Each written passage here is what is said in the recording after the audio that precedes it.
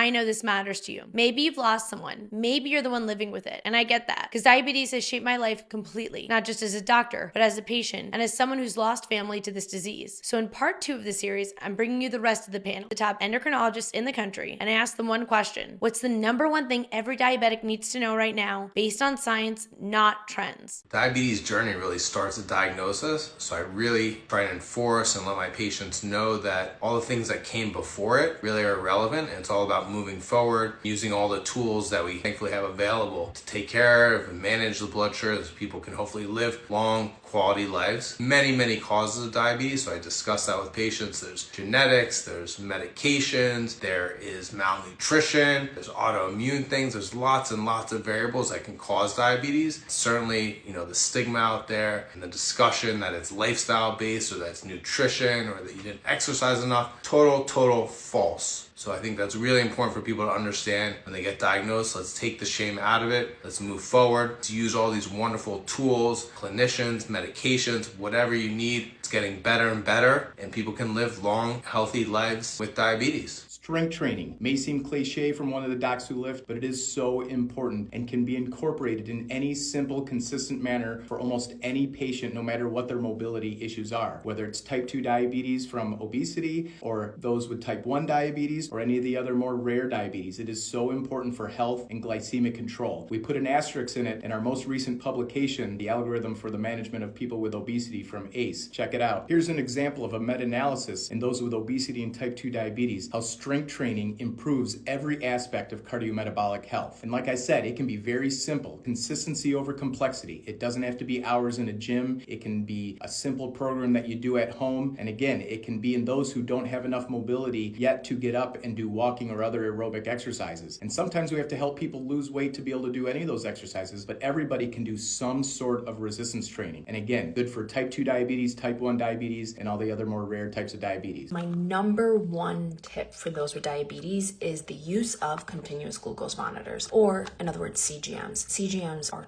wonderful tools that really can help get to know yourself better in terms of your diet and exercise and sleep, how all these things impact your sugar and how it can impact your diabetes. And this should not be interpreted alone. You want to go over your CGM reports with a doctor who knows how to read these reports in order to make changes to your medications, in order to make changes to your lifestyle, your diet. This is not to micromanage. The whole point is to use it as a tool to help you get to your goal, whether that be lower your A1C, whether that be, have one slice of pizza and be able to enjoy it without having a crazy sugar spike. These are just magnificent tools that I think everyone with diabetes should be on.